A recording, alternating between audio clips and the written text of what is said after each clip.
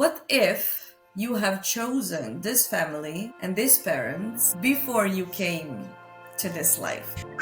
Exactly. We are having completely different conversation now, you know? Awareness is already half of the job. It's already 50%. From the moment we gain awareness of a certain pattern or certain memory, our being, our reality, who we are shifts. The more we shift, the closer we are to our essence. The answers can be found only within. Being open and curious to explore what is inside, it's all we need. Karolina, welcome to the Ascended Lightworkers podcast.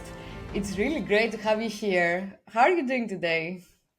Thank you very, very much, Alina. It's really good to be here. I'm very well. The sun is shining. It's a really beautiful day already. I hope you're well too. I am great too. Indeed, it's a really nice day today. So, Carolina, you are a certified master NLP practitioner, a professional coach, and you guide individuals through powerful fusion of neuro-linguistic programming, life coaching, and also spiritual teachings to support personal growth from the inside out. So let's get to know you. Tell us about your journey and what were some key moments that shaped your path. Oh, yeah. Well, thank you for that question. It's a very deep one, and thank you for such a nice introduction.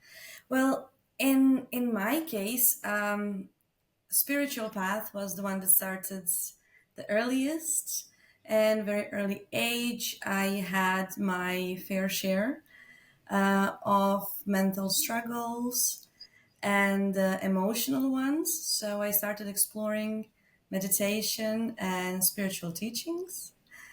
Afterwards, there was very spontaneous touch with NLP that I wished to start studying, and I did do part of self journey in it before I did actual education.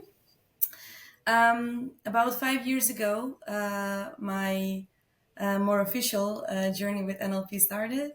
That was back at the time when we were in lockdowns. So that was for me, yeah, signaling like, okay, now I'm probably having time for stuff that I normally wouldn't. And yeah, this was very, very inspiring thing to do for myself. But along the way, I realized, wait, if it's helping me so well, then imagine if I start sharing it and, just extend my hand to people who are like me and who, needs a little bit support or a little bit of nudge along the way. So that was the yeah 2020. And past several years, I did practitioner, I did master NLP. I also did professional coaching. That was the last one. And I really love how all of that affected my personal life and the person who I am becoming. And what I like even better than that is the inspiration and the energy that I receive back from my clients. And from your journey, what were some of the biggest breakthroughs, realizations or shifts in perception that had the biggest impact on your life? Well, probably experiencing, so not only knowing, but experiencing that a breakthrough is something that sounds very, very loud, very something with strong echo, and it does have echo, but in a different way. The most important insights and the most important breakthroughs, therefore, are coming in the most silent moments. And this is something that we recognize, this switch of perspective. It's coming when the mind is slowing the thought, it's maybe even stopping the thought, and then it comes the biggest aha moment. So that was for me really different than I was expecting from breakthroughs. I would say that the biggest part of maybe one of the first breakthroughs was realizing how important our default setting is, the one that we build in the first or 7 years of our lives, and work on inner child, as that is actually the base of who we are our entire life. You are a master NLP practitioner and a life coach, and you also combine, you said, the spiritual teachings. How these modalities and this knowledge practically has helped you in your life and in your day to day. It changed me entirely as person. It changed me from what I thought I was, who I thought I was, to back to my actual essence and further bounds to who I really am after knowing the essence and developing myself further. So I would say it changed me inside out. So there are a lot of people who want to start on the healing journey and they don't know where to start from, and what they're going to get out of it. So, what is a good starting point for someone who hasn't done work before, like inner work, and they want to actually start on this journey? Well, I like to say to my clients, just come as you are. So already this little signal where they are reaching out with a question or certain feeling or maybe a dilemma, the choice they are not really able to make, or just the discomfort of where they are in their lives is strong enough, and it's already base for us to work on something. And it depends, of course, where things are coming from. So every person is different. So I always say, just come as you are. Bring your own feelings, bring your thoughts in. Let's talk about that, and we take it from there. And you mentioned earlier the default setting that we create from 0 to 6. So why is it necessary or like important for someone to unpack those years, those memories? And is it actually necessary for someone who wants to do some deep inner work? Well, I would say it's one of the most important things to work on. This first few years of our lives are actually the foundation of who we later become. So, since the subconscious mind is the one that directs our lives and not the logic mind, everything that is stored in the back of our subconscious mind is directing things, creating further patterns, and therefore the happenings in our lives. So if we don't know our base pattern, our default setting, we actually don't know who we are. And it's inevitable sometime later in life to discover that we are feeling disconnected with ourselves. It sounds very paradoxical, but it's very real. And how we get back to connection to our own self is by going way back to default setting, discovering what it is, and then seeing where we want to go and where, self awareness can take us. There are some people who might not even remember, right? Some people they block memories. Maybe they had some tough like moments, and they block memories. They say that, oh, I don't even remember my childhood. So, what would be the right setting for them to actually, and the right conditions to actually open up and start bringing those memories back into the surface? Well, we have memories that we are aware of. We have memories that are again stored in our subconscious mind and we are not aware of them. Uh, the lack of awareness doesn't mean that they are not there.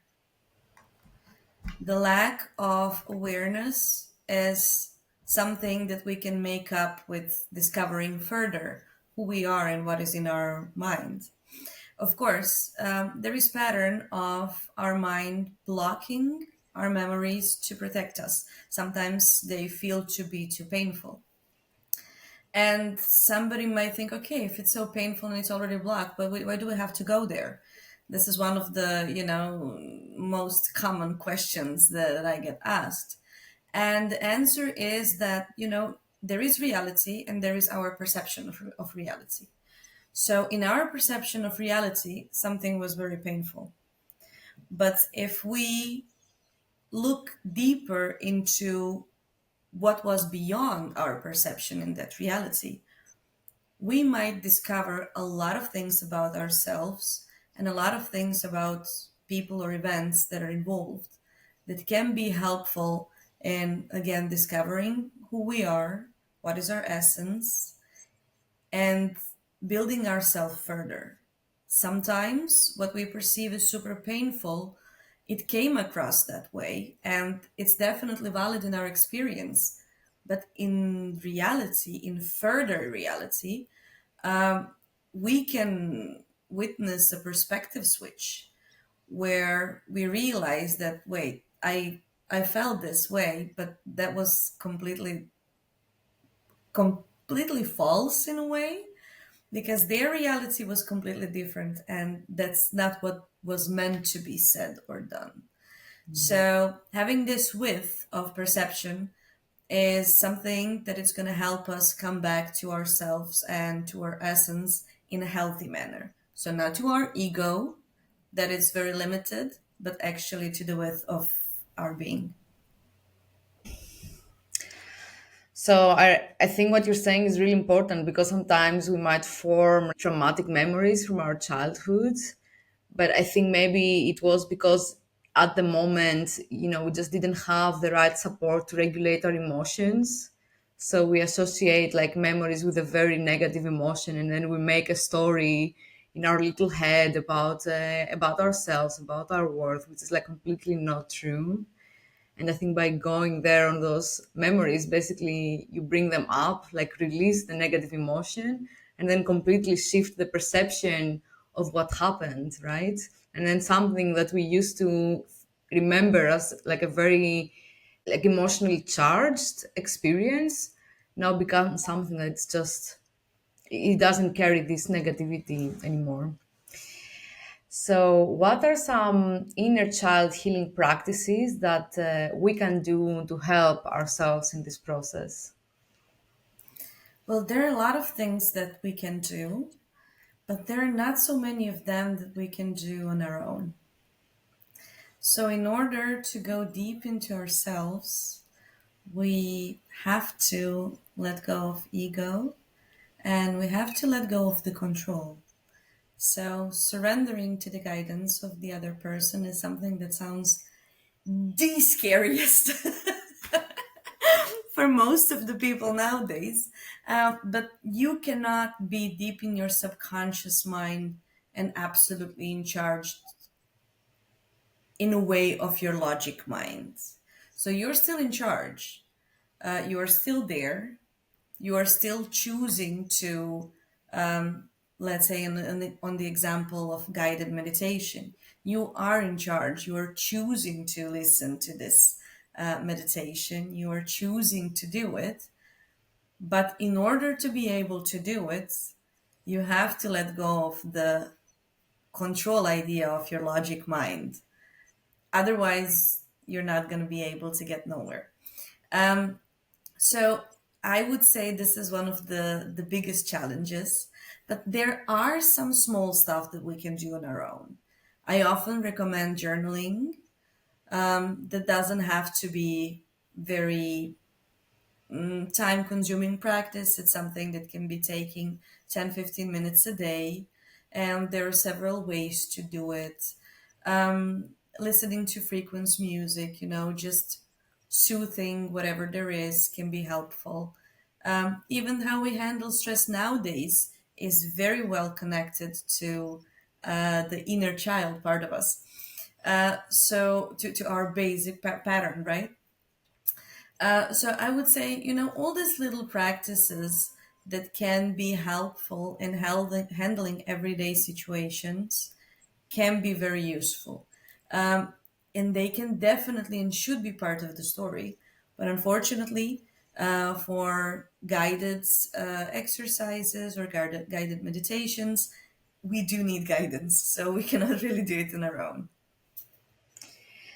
A lot of people who start on this healing journey or inner discovery journey, they might get stuck in understanding and analyzing, past patterns, what happened, etc., but struggling to move past them. So, how can we move like past old beliefs and patterns and bring actual change and transformation into our lives? Well, moving past something, so awareness is already half of the job, it's already 50%. When we gain awareness, it's inevitable that we change. It's not something that we have to be, from the perspective of logic mind, very focused on. We have no, it's it's actually very natural process. We can almost say it's spontaneous. So from the moment we gain awareness of a certain pattern or awareness about the perception of the certain memory, our being, our reality, who we are, shifts. The more we shift, the closer we are to our essence. And our essence is something that we don't have to discover it, but it's very good for us if we decide to do. And when we discover that, we are going to be much more, mm, I want to say capable, but that's not the right word. We are going to be much more powerful in our choices, in how we live everyday lives, in our relationships, in anything that there is that we are creating right now in our lives or anything that we are living. So the power of who we are and creating a life that we actually want comes from awareness. So that's it. And change is not something that we have to implement on the level that we have to be super focused and with super strong mindset on it. No, it's a very natural process. But how about cases where, we are aware of our patterns, we might say, oh, I always do this, or this always happens to me, or I am like that, so we are aware of our limitation, but then we might get stuck there, like there is not the next logical step of, okay, maybe I can change it. So, what someone needs to know in order to actually go through this next phase and maybe help themselves to get the transformation.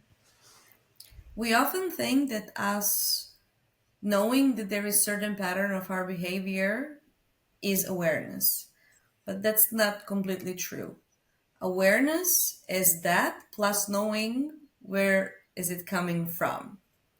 And knowing where is it coming from, it's not only knowing, it's from sometimes in my childhood. No, there is really strong pathway, neurological pathway to the moment when something started to be created or got created.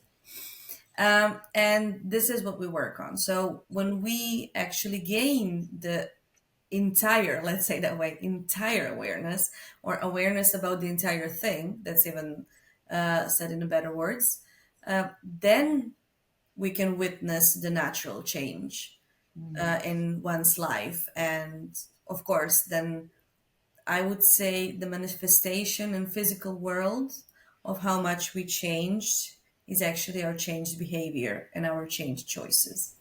Definitely. So, what is the right balance between healing the past and doing this inner work, and also focusing on creating the future? Well, I would say it's living in now. So our ego likes to think that there is past that hurt us, and it goes all the back spiral, like to the lower vibration emotions. It likes to tell us how hard it was.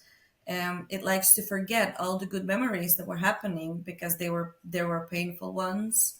Then again, ego likes future because we don't know what it holds. And it's super duper good base for building all kinds of fears and anxieties. So the only way we can remove ego from our own way is when we are focusing in now. Now is actually everything, it's all we have. And this now, and next now, and everything's actually now. And what is some good mindset tips for people who want to start doing inner work? I would say to be open and to be curious. So nobody else holds their own answers. All the people around, we can be asking questions, but the answers can be found only within. So, being open to hear the question, being open and curious to explore what is inside, it's all we need. And do you believe it is hard or easy for someone to actually change and for people to actually have transformation into their actual life and themselves? And have you noticed what people who manage to do that maybe more easier than others or faster than others? What do they do right? Well, the trick is that their own belief creates their experience. So, I personally believe it's easy, but whatever I believe, that's going to be. So, if a person believes it's hard, they're going to experience it as hard. They are building expectations and other filters in their mind that it's telling them it's hard, it's so difficult, it's painful, it's whatever they're, telling themselves in the back of the mind. If a person thinks it's easy, I got this, oh, this is even sometimes fun, then they're actually open to the path that they have chosen to walk on. And these kind of people definitely have a lighter, more fun, more playful experience, even when it comes to healing.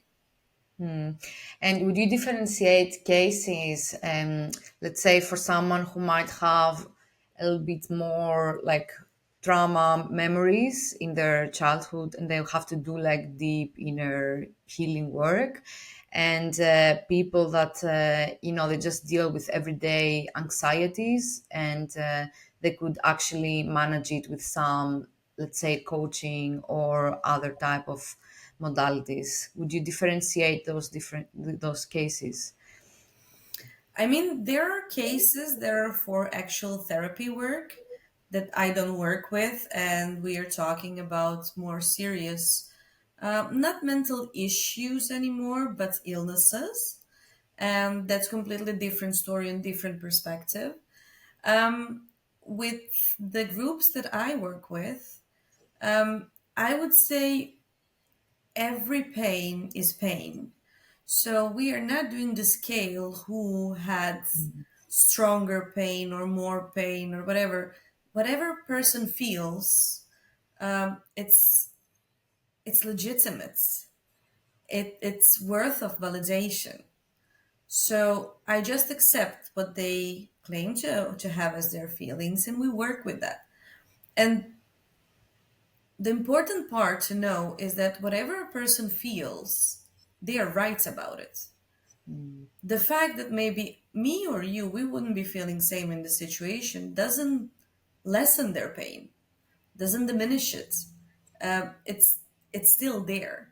And if we, on the other side, show the openness to the person, okay, I am there to offer you space where we can put your pain and work with it, then we're having entirely different conversation. So, in your practice, you help clients combining neuro-linguistic programming, life coaching, and spiritual teachings. Can you tell us more about NLP? What is it?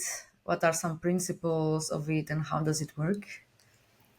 Well, I can tell you a lot about NLP, but then we're going to be here for a really long time. So I'm going to keep it short. NLP stands for Neuro Linguistic Programming. And what means, I like to explain it most of the time in very simple words. We are talking about patterns that are actually our programs. That are also neurological paths, and we are changing them through linguistic manners. So we are talking to our subconscious mind through different exercises, through trance work, through fun stuff. We are looking into experiences, and we are helping our experience to get reshaped. It can be experience of the past, it can be experience of the future, it can be experience of the now, but we are reshaping it by reshaping ourselves. Now, there is one thing that I like the best about NLP. There are a lot of them that I really, really like, but this one is a major thing. NLP works with structure, which means that the content of the specific event that we are working on in someone's memory, let's say, remains intimate and private. And I really like how through this NLP respects the intimacy and the space of a client. We all know that when we are working with painful experiences, especially, they can be very, very private to share as a content.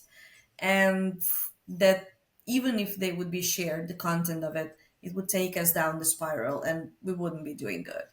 But if we put in certain frames of let's talk about your perspective, let's talk about what is that happened, let's talk about where it happens. So we put it in experience. We actually, through the structure, we are getting to know the experience. And then we can work with that. We learn about emotions, about sensations, about feelings. And this is the important part. And when person realizes that they don't have to share all the specific contents, they already feel more at ease. And this is the most important part of it. So this is my favorite thing about NLP, definitely. There are a lot of them. I love how actually outcome can be so unpredictable with working in NLP, and I mean it in the best possible manner. So everybody comes with a little idea or a little expectation of how it's going to feel, and eventually after several sessions where they're going to be. But then when we go through the experience and we witness the outcome, then we realize that outcome is So, you combine NLP with life coaching and spiritual practices. How do you do that with your clients? Like how a session looks like? well, what I like about spirituality is that it offers width of perspective. So our ego is limited, and this is this part of us that tells us, yeah, I experienced this as painful, and this is the only possible way that it could have been, right? And spirituality is this part of the story that says, yeah, I hear you. That definitely was painful for you. But what do you think if we put it in these frames or that frames? How would you be thinking about it then? And very often, lately, I hear questions about, when we work on inner child, there are this relationships with parents and with siblings and all this kind of things that can be sometimes, these bonds can be a little dysfunctional, or, well, not a little.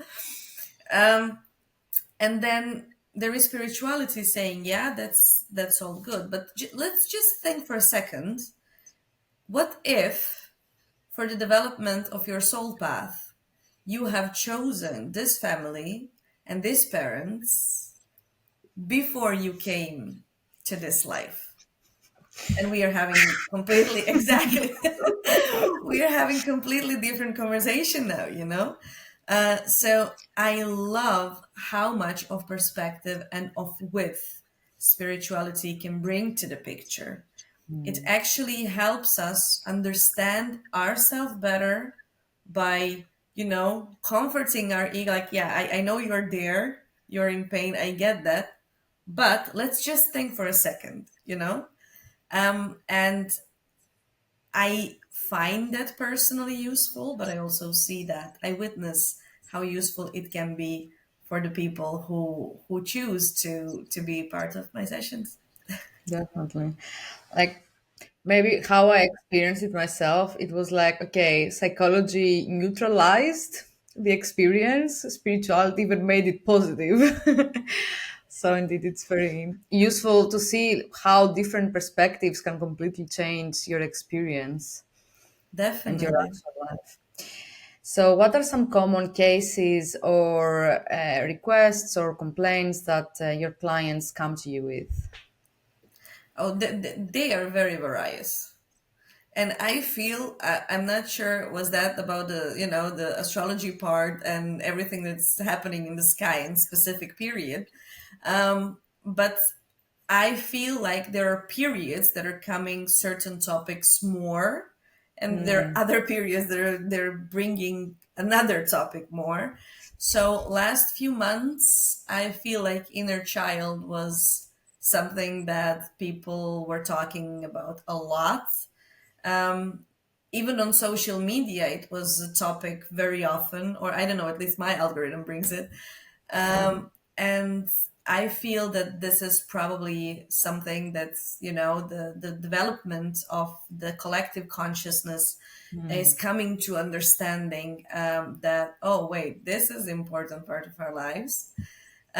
So I think where the collective consciousness is actually, as a consequence, brings certain topic into motion more than the other. But if we are talking about more personal levels, yeah, we have so many different things from, I mean, nobody comes with, or almost nobody comes with idea, I'm going to work on my inner child. They come with a certain struggle, with a certain feeling, sensitivity, emotion, something that doesn't feel so good. And then we start working on it, and it turns out that it's coming from this or that source.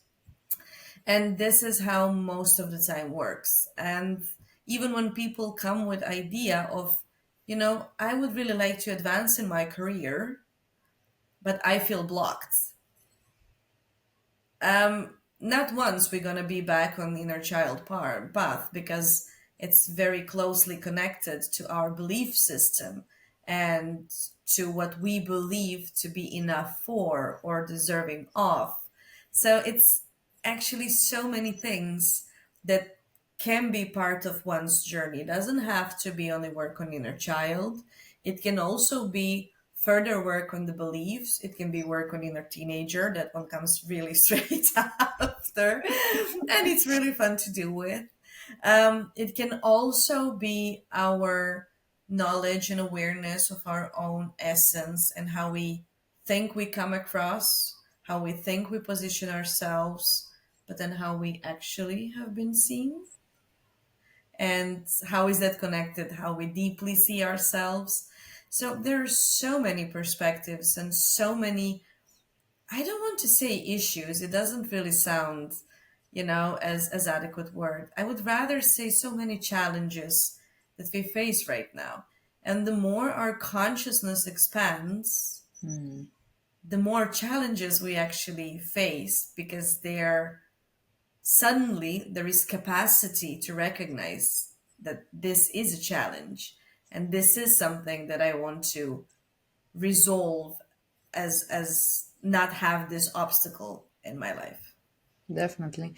And I think now we even have tools to actually manage those things, right? Maybe they were not coming up like, let's say, 50 years ago because we didn't have a capacity as humanity to deal with these things in an efficient way.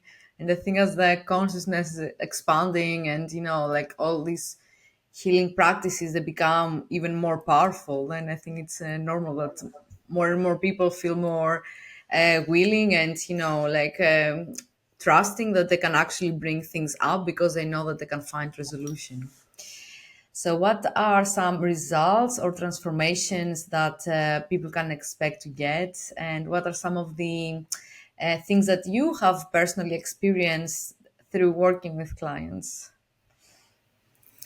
Well, what people hope for is most of the time to resolve the issue that they are having or experiencing.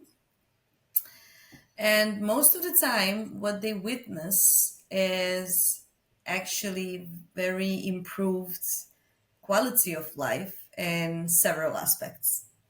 Even if we are working only on one, they're going to experience it in several aspects, and that's very natural way to do and to be. So, when we are working on inner child, very often the disconnection with it means that I don't know anymore what are my interests and why am I doing what I'm doing every day. Um, if I'm going for a run, do I even like it? Or I'm just doing it because I did it for the past, I don't know how many years. But why am I doing everything that I'm doing? Um, what did I enjoy to do when I was a child? How do I feel at play as an adult? Do I still feel playful? No, you gotta be serious, right? You're adults. You gotta be stressed all the time, right? You're adults. But actually, when we start working with all this or about all this, um, first we handle it gently. And this is the first, I would say, perspective shift, because we are not gentle to ourselves anymore. As an adult, we are very strict, very criticizing, very dismissive to ourselves. We are very angry with ourselves. We don't tell that to ourselves. We don't know I love myself. But then when you realize how a person thinks about themselves and how they treat themselves, are you sure you love yourself, or we are talking something more closer to, well, it's not ignorance, it's closer to kind of hate. We bully Um, ourselves, I feel sometimes. We have an yes, inner bully. But I yes, think it's so subconscious that if this dialogue happens inside of us, we don't even realize it with our conscious mind because it's so much deeply rooted. correct. Very correct. And then very often we realize that these voices in our minds that tell us all these bullying things are actually not our voice, but some other people's voices. And sometimes these people didn't even mean to sound the way we perceived it to sound. Um, so who is creating our own pain? Ourselves. No? Very often, unfortunately, this is not, this is one of the ugly truths, but it's very important to talk about them as well and to bring awareness.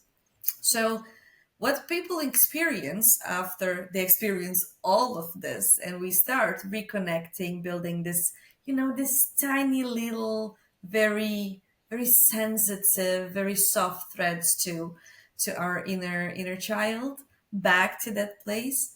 They start experience their own interest. Wait, I really loved to sing when I was a kid. I don't know if I was very good at it, but I loved it. Um, or I really like to draw.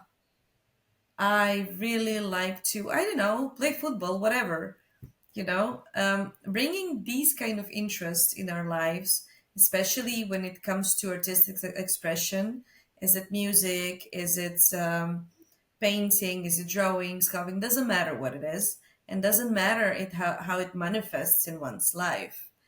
That already is seconds or thirds, very, very important, and I would say far shift from where we started. Inevitably, we experience life in a different manner. We still live in the same apartment, we're doing the same job, we are having very likely the same friends, same relationship, and we didn't change our parents, but we feel better. We feel Mm. lighter. We feel like maybe we are dancing to music, even when music is not really there.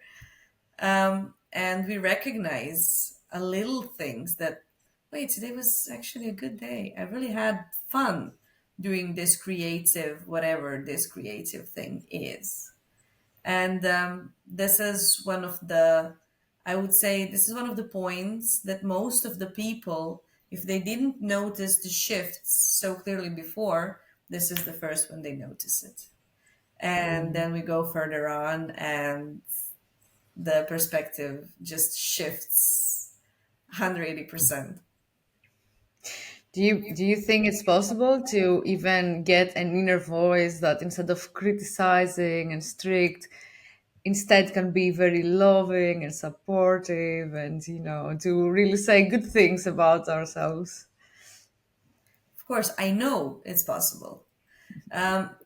When we get awareness of how we speak to ourselves and whose voices are those, what they are saying, and all these kind of things, um, we also gain the power to replace them. So, what is that I want to tell myself? When we make mistake, let's say something that there is a consequence to it. Is it about work? Is it about private life? But it's a screw up. There are two ways to go around it. Most of people without awareness and with very self-love will go, yeah, I'm a screw up. I did it again. How could I not think of it? How this happened? I should have known better. You see where it goes? You see how it makes you feel? Like the vibe Yeah, around not you great. is changing. It's absolutely changing. But then there is the second way to go around it. To okay, well, if I knew better, I would do better. People work, people make mistakes. I made I make mistakes sometimes. It's okay. I'm gonna clean it up. I'm gonna learn something from it. I'm gonna apologize. I really didn't mean to. I genuinely feel sorry, and I want that person to know that I genuinely feel sorry. I am going to see how to utilize this in my future experiences to manage these kind of situation better. So what is the most valuable thing that I learned from this? I mean, I really didn't mean to. It can happen. Sometimes it just happens. Do you see the difference in vibe? It's one same thing, but two ways to perceive it. Definitely. I think having the mindset of, okay, something negative happens, but I created this. This is my experience. What does this have to teach me? Because if we take the principle that we create our own reality and even okay, we all take credit for the positive things in our lives, right? But I think no one takes credit about the negative things in our life. But if Oh we yeah. take complete ownership of what happens to us and we say, okay, I create everything, the good and the bad. So something negative happens or challenging, we can ask ourselves, okay, why did I create this? Like what does it have to teach me? What does my soul want to learn in order to evolve and go to the next phase? And then thank it, say, okay, thank you, I got my lesson. I release you now. Very fair point. We like to label things. So if we experience situation that causes us to feel emotions we don't like, we're going to call it negative. But this way we might be able to Actually, this way we might not be able to recognize the value of the situation. There was something for us to learn. So, what was it? Also, the responsibility and the ownership that you mentioned are absolutely valid. So, we can be fulfilling of our own prophecy if we don't know what we carry here, or what we carry here. So, knowing that there is my part in the situation, even if my ego likes to victimize me in specific situation, doesn't necessarily mean that I'm a victim. It's something that, our logic mind most of the time is lying to us, actually. So if I allow myself to go past that, I'm going to learn what the responsibility is. I'm going to learn what ownership is. I'm going to learn how to be better me. Not because I need to fix myself, not Mm, because I'm not good enough, but because there is me that I already like. I'm really happy with it, but there is further develop for me. When further development comes from the place of love, we experience development in completely different manner, in completely different way in our lives. And the way we can expand and create from that place, it's limitless. definitely. What you're saying is so important. What do you think this type of healing or slash personal development work? It is important to include the spiritual layer into this conversation. Spiritual layer definitely helps us handle our ego. Um, we can think about it in this way.